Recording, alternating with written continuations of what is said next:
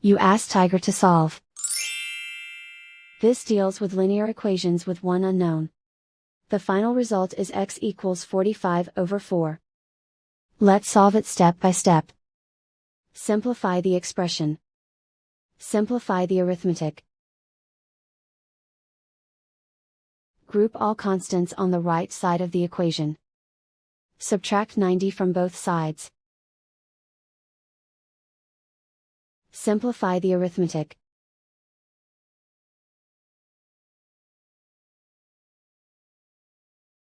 Isolate the x. Divide both sides by 8. Simplify the fraction.